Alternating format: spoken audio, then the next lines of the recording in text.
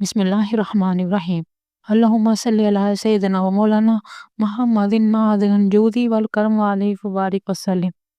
حضرت امام جعفر صادق رضی اللہ تعالیٰ عنہ آپ کی ولادت باسعادت 83 ہجری ماہ ربیع الاول کے آخری عشرے میں بروز سوموار مدینہ منورہ میں ہوئی اور وفات 15 ہجری 128 ہجری میں ہوئی۔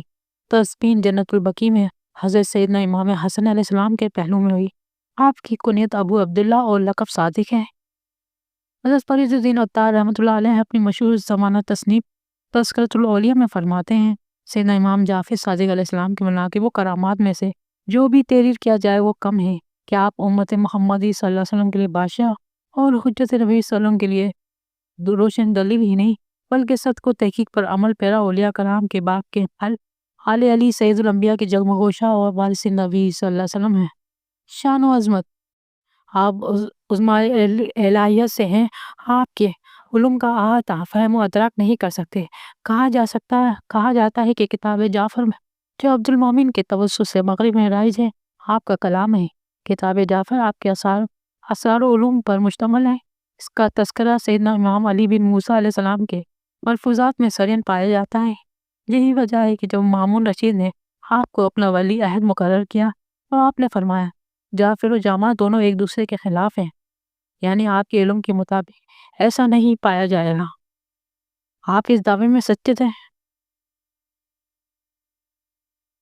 آپ فرماتے کہ ہمارے علم غامر و مربوط ہیں جنہیں ہم سینوں میں چھپائے رکھتے ہیں اور کانوں تک پہنچا دیتے ہیں، اور ہمارے پاس جعفر احمد، جعفر عبید اور مصحف فاطمہ بھی ہے۔ علم جامع میں وہ تمام چیزیں پائی جاتی ہیں جن سے لوگوں کا واسطہ رہتا ہے۔ خابر وہ علم ہے جس کی روشنی میں مستقبل کے تمام حالات سے آگہی ہوتی ہے۔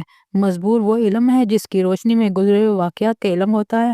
آپ نے فرمایا جعفر احمد حضور صلی اللہ علیہ وسلم کا اصلہ ہے اور ہم اہل بیت کو اس کو کبھی ظاہر نہیں کرتے جب تک کہ الہیت سے امن و برکت حاصل کرنا مقصود نہ ہو۔ جعفر عبید تورات، انجیل، زبور و قرآن پاک کے تمام علوم پر مشتمل ہے۔ مصحف فاطمہ سے مراد یہ ہے کہ اس میں وہ تمام واقعات و اسماء جو قیامت تک ظاہر ہونے والے ہیں موجود ہیں، اور جامع ایک ایسی کتاب ہے جو 70 گز لمبی ہے۔ اس کی عبارت حضور صلی اللہ علیہ وسلم نے ترتیب دی۔ اس کو حضرت علی رضی اللہ تعالیٰ عنہ نے اپنے ہاتھ سے لکھا اور قیامت تک انسانوں کی ضرورت کی ہر چیز اس میں موجود ہے۔ امام جعفر صادق دین میں بلند مرتبے پر تھے، عدل و حکمت میں کامل تھے۔ دنیا سے بے رغبتی اور نفرت تھی، دنیا اور اس کے خواہرات سے کسی قسم کا تعلق نہ تھا۔ آپ کی خصوصیت دنیا سے اجتناب اور لا تعلقی تھی۔ آپ عصر دراز تک مدینہ منورہ میں تشریف فرما رہے۔ علم کے چاہنے والے آپ کی خدمت میں آتے اور مستفید ہو کر جاتے۔ آپ اپنے شاگردوں اور تلامذہ پر علوم کے اسرار مکتشف فرماتے، پھر آپ عراق تشریف لے گئے اور ایک عرصے تک وہاں اقامت پذیر رہے۔ اس دوران نہ آپ امامت کے بارے میں کسی سے برسر و پیکار ہوئے، نہ ہی مخالفت کے مسئلے میں کسی سے جھگڑا کہ جو معرفت کے سمندر میں ڈوب چکا ہو پھر اس کنارے پر پہنچنے کی خواہش نہیں ہوتی، اور جو حقیقت کی بلندی تک پہنچ چکا ہو وہ اس مقام سے نیچے نہیں اترتا۔ جرأت و شجاعت اور شان و عظمت، حضرت امام جعفر صادق علیہ السلام کو جرأت و شجاعت اپنے اجداد سے ورثے میں ملی تھی۔ کوئی کتنا ہی صاحب و جاہ و مرتبہ اور شان و شوکت والا ہو، آپ اس کی پرواہ نہ کرتے۔ جن بادشاہوں اور حکاموں سے لوگ ہر وقت خائف رہتے ہیں، آپ ان کے سامنے شجاعت و دلیری سے اظہار حق فرماتے تھے۔ حق بیانی سے کوئی طاقت آپ کو روک نہیں سکتی تھی۔ ایک مرتبہ عباسی خلیفہ منصور نے امام جعفر صادق علیہ السلام سے پوچھا، اللہ تعالیٰ نے مکی کو کیوں پیدا کیا؟ آپ علیہ السلام نے فرمایا تاکہ جابر، ستمکش اور ظالم لوگوں کو ذلیل کرے۔ امام ابو حنیفہ فرماتے ہیں میں ایک مرتبہ منصور کے پاس گیا، اس کی حکومت زبردست تھی جس میں سورج غروب نہ ہوتا تھا۔ منصور نے امام جعفر صادق علیہ السلام کو بھی بلوایا تھا۔ میں بادشاہ منصور عباس سے تو متاثر نہ ہوا، لیکن امام جعفر صادق علیہ السلام سے اس قدر متاثر اور مرعوب ہوا کہ میرے جسم پر لرزہ اور کپکپی طاری ہو گئی۔ امام جعفر صادق علیہ السلام کے رعب و دبدبہ اور وقار کا ایک طرف یہ عالم تھا کہ آپ کے سامنے بڑے بڑوں کو بات کرنے کی طاقت نہ تھی۔ لوگوں کے سر آپ کے حضور خود بخود جھک جاتے، تو دوسری طرف اپنے شاگردوں، عقیدت مندوں، ضعیفوں، کمزوروں، مجبوروں اور تھکے حال لوگوں کے واسطے آپ سراپا متواضع، ملنسار اور منکسر مزاج ہوتے۔ امام ابو حنیفہ 2 سال تک آپ کے حضور حاضر رہے، انتہائی ادب اور عاجزی اور انکساری کے ساتھ۔ اگر امام جعفر صادق علیہ السلام کو کوئی سوال پوچھتے تو جاننے کے باوجود آپ ادباً کہتے اے رسول اللہ صلی اللہ علیہ وسلم کے بیٹے، میں نہیں جانتا۔ امام مالک فرماتے ہیں جب بھی امام جعفر صادق علیہ السلام کے پاس آتا ان کو حالت روزے میں نماز پڑھتا یا قرآن پڑھتا پاتا۔ جب رسول اللہ صلی اللہ علیہ وسلم کا تذکرہ ہوتا تو آپ کا رنگ زرد پڑ جاتا۔ جب بھی حدیث رسول صلی اللہ علیہ وسلم بیان کرتے پہلے وضو فرماتے، آپ کبھی بے مقصد بات نہ کرتے، آپ کثیر حدیث تھے، آپ کی مجلس میں بیٹھنا بے شمار فوائد پر مشتمل ہوتا۔ امام جعفر صادق علیہ السلام کے شاگردوں میں ایک بڑا نام جابر بن حیان کا ہے۔ اسے علم کیمیا میں امام تصور کیا گیا ہے۔ اس کے علاوہ متعدد علوم و فنون مثلاً فلسفہ، منطق، ریاضی، طب اور جغرافیہ میں بھی اس کو مہارت حاصل تھی۔ ان فنون میں اس کی کتابیں نے زید و تقوی خلاقیت کے موضوع پر اس نے کتابیں تصنیف کی اور یہ تمام علم اس نے سیدنا امام جعفر صادق علیہ السلام سے اخذ کیا۔ امام جعفر صادق علیہ السلام کے بے شمار عظیم الشان شاگردوں میں سب سے بڑا نام امام اعظم ابو حنیفہ کا ہے، جنہوں نے براہ راست امام جعفر صادق علیہ السلام سے اقتباس فیض کیا اور بے اختیار فرمایا اگر نعمان کی زندگی میں یہ 2 سال نہ ہوتے جو اس نے امام جعفر صادق کی صحبت و شاگردی میں گزارے تو نعمان ہلاک ہو گیا ہوتا۔ امام اعظم کے شاگرد امام محمد شیبانی سے امام شافعی نے استفادہ کیا، لہٰذا امام شافعی بالواسطہ امام جعفر صادق کے شاگرد ہوئے۔ امام احمد بن حنبل امام شافعی کے شاگرد ہیں، لہٰذا امام احمد بن حنبل بھی بالواسطہ امام جعفر صادق کے شاگرد ہوئے۔ امام زین العابدین کے صاحبزادے حضرت امام زید علیہ السلام فرماتے ہیں کہ ہر زمانے میں ہم اہل بیت سے ایک آدمی ہوتا ہے جس کو اللہ تعالیٰ لوگوں پر اپنی محبت اور دلیل بناتا ہے، اور ہمارے زمانے میں میرے بھائی امام باقر کے بیٹے جعفر محبت اور دلیل ہیں۔ جو ان کے تابع داروں میں سے ہوگا گمراہ نہیں ہوگا، اور جو ان سے منحرف ہوگا وہ ہدایت نہ پائے گا۔ عادت و صفات: آپ بڑے عابد و زاہد، منکسر مزاج، عالی خیال، نیک سیرت اور ظاہر و باطنی خوبیوں سے آراستہ و پیراستہ تھے۔ آپ ریاست کی طلب سے دور رہ کر ہمیشہ عبادت الہی میں مشغول رہے۔ ایک مرتبہ آپ بیش قیمت لباس پہنے ہوئے تھے کہ ایک شخص نے کہا یہ لباس اہل بیت نے نبوت صلی اللہ علیہ وسلم کو شایع نہیں۔ آپ نے اس کا ہاتھ پکڑ کر آستین میں کر دیا تو اندر ایسا ٹاٹ کا لباس تھا جس سے ہاتھ چلتا تھا۔ فرمایا ایک واسطہ خلق کے ہے، دوسرا واسطہ خالق کے۔ ایک شخص کی دیناروں کی تھیلی گم ہو گئی، وہ آپ کو نہ جانتا تھا، اس نے آپ کو پکڑ لیا کہ تو نے دینار لیے ہیں۔ آپ نے پوچھا کتنے دینار تھے؟ اس نے کہا 1000۔ آپ اسے گھر لائے اور 1000 دینار اس کے حوالے کیے۔ بعد میں اس شخص کو اپنے گم شدہ دینار مل گئے تو وہ آپ کو دینار واپس دینے آیا مگر آپ نے نہ لیے۔ اس نے لوگوں سے پوچھا یہ کون ہے؟ لوگوں نے آپ کا نام بتایا تو وہ بہت نادم و پشیماں ہوا اور چلا گیا۔ ایک مرتبہ آپ نے امام اعظم ابو حنیفہ سے پوچھا عاقل کون ہے؟ فرمایا جو خیر و شر میں تمیز کرے۔ آپ نے فرمایا تمیز تو چوپایوں میں بھی ہے کہ جو ان کو مارتا یا پیار کرتا ہے اس کو خوب پہچانتے ہیں۔ امام اعظم نے پوچھا کہ آپ کے نزدیک عاقل کون ہے؟ فرمایا دو خیر میں اور 2 شر میں تمیز کریں تاکہ وہ 2 خیر میں بہتر خیر کو اختیار کریں اور 2 شر میں سے بدترین شر کو دور کریں۔ ایک آدمی آپ کے پاس 10,000 دینار لے کر آیا اور کہا میں حج کے لیے جا رہا ہوں، آپ میرے لیے اس پیسے سے کوئی مکان خرید دیں تاکہ حج سے فراغت کے بعد میں اپنے اہل خانہ کے ساتھ اس میں مطمئن ہوں۔ آپ نے وہ سارے دینار راہ خدا میں خرچ کر دیے۔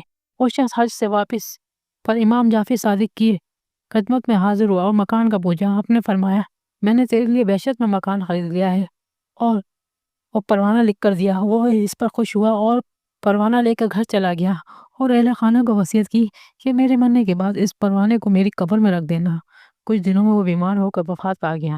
گھر والوں نے تدفین کے وقت پروانہ قبر میں رکھ دیا۔ دوسرے دن دیکھا کہ وہی پروانہ قبر پر پڑا تھا اور اس کی پشت پر لکھا تھا کہ امام جعفر صادق علیہ السلام نے جو وعدہ کیا تھا وہ وفا ہو گیا۔ ابن ابی حازم کہتے ہیں کہ میں ایک بار آپ کی خدمت میں حاضر تھا۔ حضرت سفیان ثوری رحمۃ اللہ علیہ نے اندر آنے کی اجازت مانگی۔ جب وہ حاضر ہوئے تو آپ نے فرمایا تم بادشاہوں کے جہاں جاتے ہو اور میں ان سے بچتا ہوں، بس تم میرے پاس سے چلے جاؤ۔ سفیان نے عرض کیا حضور مجھے کوئی حدیث سنائے تاکہ میں اس پر عمل پیرا ہوں۔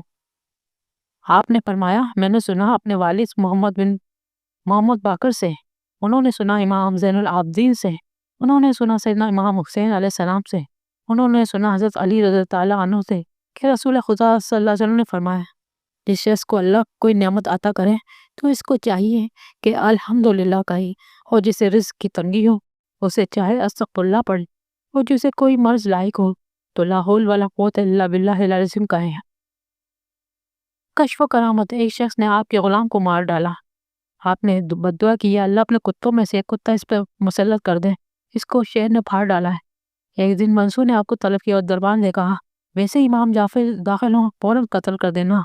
آپ علیہ السلام تشریف لائے، منصور کے پاس بیٹھے اور تشریف لے گئے۔ آپ کے جانے کے بعد منصور نے دربان پر سخت عتاب کیا کہ تو نے امام کو قتل کیوں نہیں کیا؟ اس نے کہا خدا کی قسم مجھے نہ امام نظر آئے اور نہ جاتے، قتل کیوں نہ کرتا۔ ایک رات منصور نے اپنے وزیر کو حکم دیا کہ امام کو بلا کہ میں ان کو قتل کروں۔ وزیر نے کہا آپ ایسے شخص کو جو گوشہ تنہائی میں عبادت میں مشغول ہیں، دنیا سے کنارہ کیے ہوئے ہیں، کیوں قتل کرنا چاہتے ہیں؟ خلیفہ اس جواب پر برہم ہوا تو وزیر امام کو بلا لے گیا۔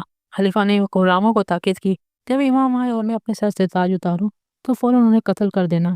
جب آپ تشریف لائے تو خلیفہ آپ کے سوال کے لیے کھڑا ہوا اور اپنی جگہ پر آپ کو بٹھا دیا اور احترام کے طور پر آپ کے سامنے بیٹھا۔ یہ ماجرا دیکھ کر غلاموں کو سخت حیرت ہوئی۔ خلیفہ نے پوچھا آپ کیا حاجت رکھتے ہیں؟ فرمایا ہم کو تو مجھے دوبارہ نہ بلائے۔ خلیفہ نے اجازت دی اور عزت کے ساتھ آپ کو رخصت کیا۔ خلیفہ خوف سے کانپ رہا تھا، آپ کے جانے کے بعد بے ہوش ہو گیا۔ ہوش میں آ کر اس نے بتایا کہ میں جب امام دروازے سے داخل ہوئے تو میں نے ایک بہت بڑا اژدہا ان کے ساتھ دیکھا جس کا ایک لب میرے تخت کے نیچے اور دوسرا اوپر تھا، اور وہ زبان حال سے کہہ رہا تھا کہ اگر امام کو کوئی ضرر پہنچتی تو مجھے تخت سے سمیت نگل جاؤں گا، بس اس وجہ سے میری یہ حالت ہوئی۔ ایک بار آپ حج کو جا رہے تھے، راستے میں کھجور کے خوش درخت کے پیچھے آپ نے قیام کیا، آپ نے زیر لب کچھ پڑھا، پھر اس سوکھے درخت سے فرمایا کہ اللہ تعالیٰ نے تجھ میں جو ہمارا رزق رکھا ہے وہ ہمیں دے دے۔ فوراً وہ درخت سرسبز ہو گیا اور کھجور کے خوشے پیدا ہو گئے۔ آپ نے اس میں سے کھجوریں بسم اللہ پڑھ کر کھائیں اور ساتھیوں کو کھلائیں۔ ایسی شیریں کھجوریں لوگوں نے اس سے پہلے نہیں کھائی تھی۔ اس جگہ ایک عرابی نے یہ ماجرا دیکھ کر کہا ایسا جادو میں نے آج تک نہیں دیکھا۔ امام جعفر صادق علیہ السلام نے فرمایا ہم بنی ہاشموں کے وارث ہیں، ساحر و کہان نہیں۔ ہم جو دعا کرتے ہیں اللہ قبول فرماتا ہے۔ اگر تم جاؤ تو ہم تمہارا دعا کرتے ہیں کہ تمہاری شکل کتے جیسی ہی ہو جائے۔ جاہل اعرابی کہنے لگا کہ کریں؟ آپ نے دعا کی تو وہ اس وقت کتا بن گیا، اپنے گھر کی طرف بھاگا تو گھر والوں نے ڈنڈے سے مار بھگایا، وہ امام کے سامنے لیٹ کر رونے لگا۔ امام نے اس پر رحم کھا کر دعا فرمائی، وہ پھر شکل انسانی میں آ گیا۔ آپ نے فرمایا اے اعرابی میری بات پر یقین آیا؟ کہنے لگا 1000 بار آ گیا۔ حضرت یزید بسلائی آپ کے حضور میں ثقافی کرتے تھے۔ ایک دن آپ نے ان پر توجہ فرمائی تو وہ روشن ضمیر اور قابر اولیاء سے ہو گئے۔ نور فراست امام جعفر صادق علیہ السلام کو نور فراست بطور وراثت ملا تھا۔ آپ تمام حقائق اور واقعات آپ کے مشاہدے میں ہوتے، کوئی نظریہ کوئی گوشہ آپ کے نور فراست سے مخفی نہ تھا۔ ہر چیز ہر حقیقت آپ کے سامنے روز روشن کی طرح واضح تھی۔ آپ مخلوق کے اعمال افعال اور احوال اور دلوں کے اثار سے آگاہ تھے، اہل بیت سے بغض و عناد رکھنے والوں سے بھی آگاہ تھے۔ جب عمومی حکومت روبہ زوال تھی لوگوں نے آپ کو دعوت دی کہ تشریف لائیں اور عمومی حکومت کے خلاف تحریک کی قیادت کریں۔ آپ نے انکار کر دیا کہ آپ عراقیوں کی حقیقت سے آگاہ تھے کہ وہ باتیں تو بہت کرتے ہیں لیکن عمل سے یکساں خالی ہیں۔ آپ جانتے تھے کہ انہوں نے حضرت سیدنا امام حسین علیہ السلام کے ساتھ کیا حضرت امام زید علیہ السلام کا ساتھ چھوڑا، امام عبداللہ اخنس، امام نفس زکیہ اور امام ابراہیم نفس زکیہ کے تمام حالات آپ کے پیش نظر تھے۔ نور فراست سے تمام واقعات اور حقائق سے آگہی کے سبب آپ نے حکومت کی سربراہی قبول کرنے سے انکار کیا اور اپنی ساری توجہ دین اسلام کی ترویج و تبلیغ پر وقف کر دی۔ امام جعفر صادق علیہ السلام تمام صفات کمالیہ و عالیہ کے جامع تھے۔ آپ حسن ظاہر میں بے مثال تھے، دینی و دنیاوی معاملات میں مخلص تھے۔ آپ کو علم و عرفان، فہم و دانی، ذکاوت و ادراک وراثت میں حاصل تھے۔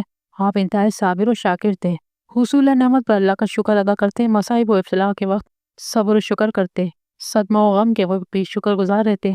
آپ بڑے بلند حوصلے والے، بڑے حکیم اور بردبار تھے، خادموں و غلاموں کے ساتھ بڑے حکیم اور نرم مزاجی سے پیش آتے۔